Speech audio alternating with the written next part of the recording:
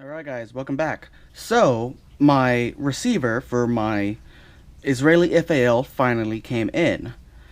And I'm happy enough that it is parkerized and not painted, so that's going to make my job a lot easier. But what I'm going to be doing is I'm going to be antiquing this upper receiver to try to match the lower receiver, so it looks like a actual original rifle. And I'm going to show y'all how I do that. I'm going to use the same process I used on my cylinder for my original Remington 1858 New Model Army.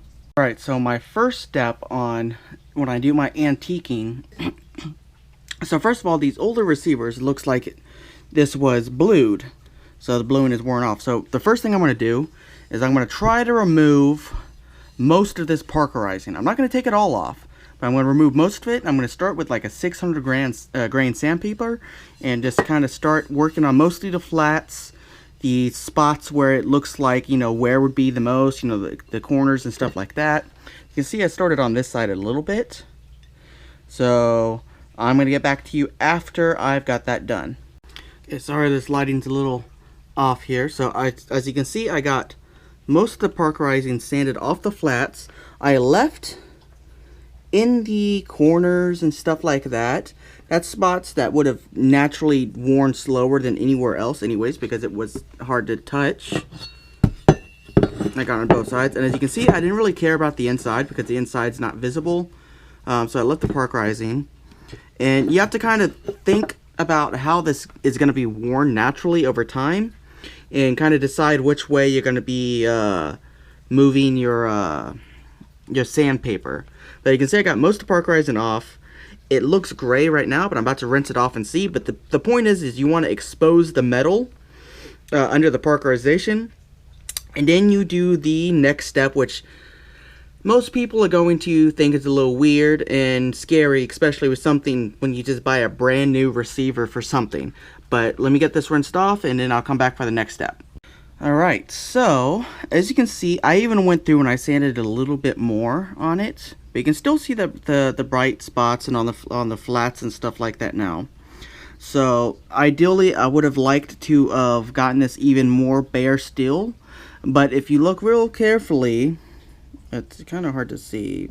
But DSA actually has relatively rough machining on these. And you could very slightly see very slight machining marks all the way pretty much everywhere, especially here around the cartouche.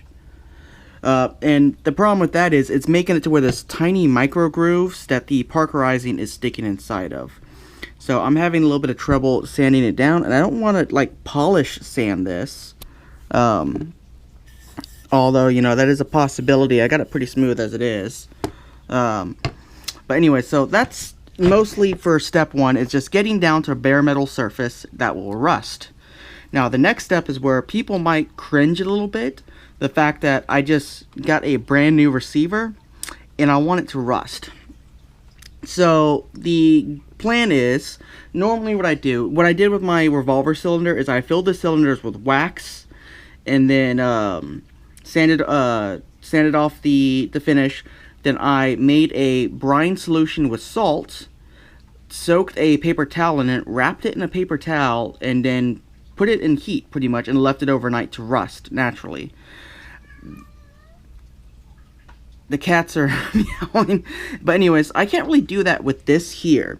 So I think what I'm going to do, because I can't fill this whole interior with wax, I'm probably going to go through and cut out paper towel that more or less fits on all the flat surfaces that I want to rust, and then kind of drop salt brine on that, and then let that rust on the outside.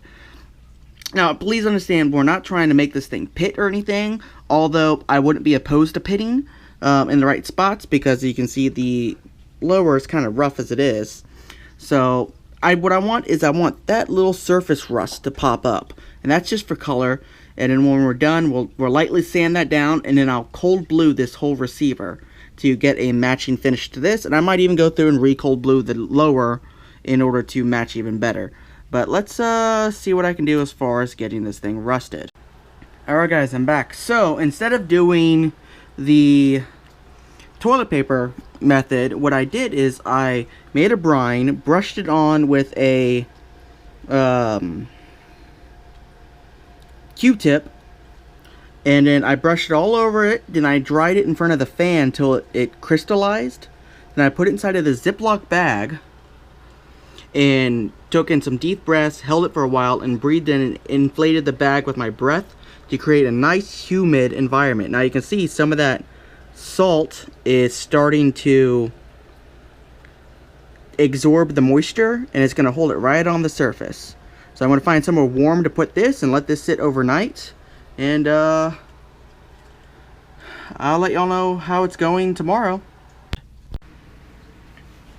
Alright guys, welcome back. It has been roughly not quite 24 hours, but what I ended up doing is I ended up well, I didn't get any activity as far as rust goes overnight, which usually you would if it was humid enough and warm enough.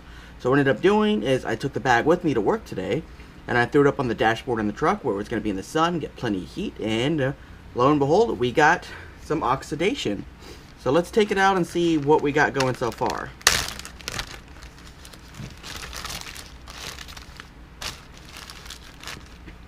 So you can see it actually got about exactly what I'm looking for. Some light powder rust. None of this is damaging in any way. And you see I did blue that top cover too. Let's flip around the other side. Alright. Now if you look, all of the actual inside is still perfectly parkerized. A little bit of stuff I got right there, but nothing too crazy on the inside. Let's pull off this top cover here. Oh yeah, perfect. No problems whatsoever. So now from this point, there's a couple different ways we can go about this.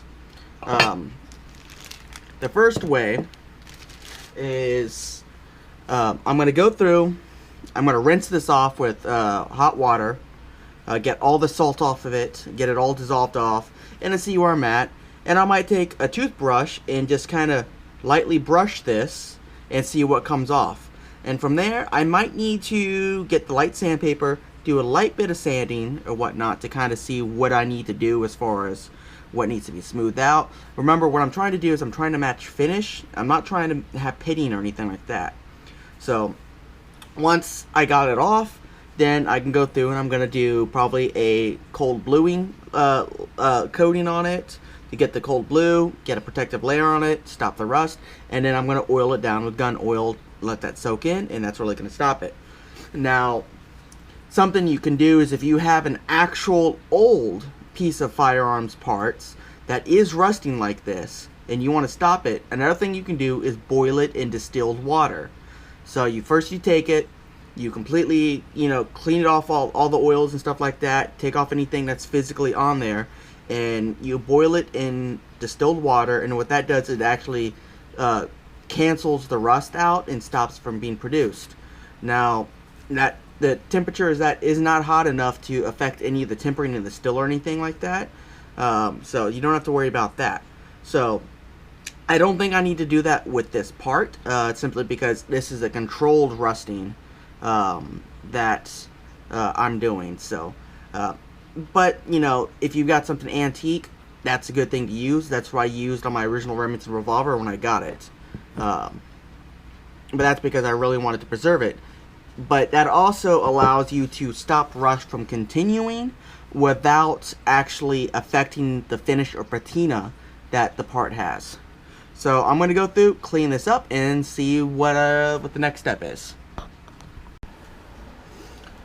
Alright, so no sandpaper needed. This is just lightly lightly brushing it with a toothbrush and rinsing off the salt and the stuff that's on the surface. And if you look, I got exactly the patina I was looking for. And as you can see, like I said, all the inside parts, everything is still perfectly good. Nothing's rusted in there. But I got just the patina I'm looking for. Exactly what I want. So I'm going to put this on the lower now. Let's see how close we got it so far. Ho ho ho ho. I say that's already looking pretty close right there. I'm not sure I'm actually gonna cold blue it. I think I'm just gonna oil her down and call it matched. That's looking good. So I don't know, I might still cold blue it. The cold bluing does help stop it from going any further. I might cold blue a section, maybe here on the bottom of the barrel or whatnot, kind of see how it looks. Sorry about that, card ran out of footage again. So anyways, the goal is to match this as much as possible, which looks pretty close, but now what it's lacking is it's lacking that blued element inside of these sections. So I'm probably still going to go through, cold blue it before I oil it up, because though it looks pretty good right now, even if I oil it, it's still missing that bluing that the lower has. So, but either way, I'm pretty happy with it so far. I might do a little test section, like say right here over the crest, and see how we go. So I'm gonna report back after I do that. All right, so this is the side that I cold blued. You can see it looks pretty much the same, but we do got the darker spots here and there where the bluing took effect, which kind of took out that raw metal look. So this does look a little bit more natural now. If you look on this side here, I haven't done this side yet, you still have that raw metal. So I am going to go ahead and cold blue the whole receiver just to match it up. I was worried that the cold bluing was going to hide a little bit too much of this rust, but it did just fine. And if you're wondering what type of cold blue I use this Brownells Oxfo blue. This stuff has been really great. I'm actually almost out. I'm gonna have to order me another bottle of that, but it lasts me a good couple years. So you know, I do recommend when you do your washing phase to clean it up, get off the rust, the salt, and later on after you get your blue off, to use as hot water as your hands can bear. This is reason why is once it heats up the metal and you dry it off, what it's gonna do is it's gonna make the metal hot, and it's gonna dry off and evaporate the water off of it a lot faster. So you don't have to worry about rust in the interiors of it and stuff like that. If you want to get it even faster, you can hit it with a blow dryer for a few minutes, get it hot with that hot heat on it, evaporate the water, and that's kind of what I do.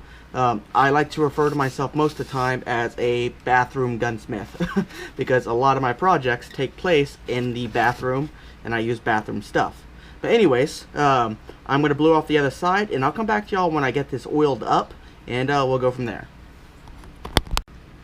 Alright guys, so I'm all done oiling it up and drying off the excess oil, and as you can see, it did darken it a little bit.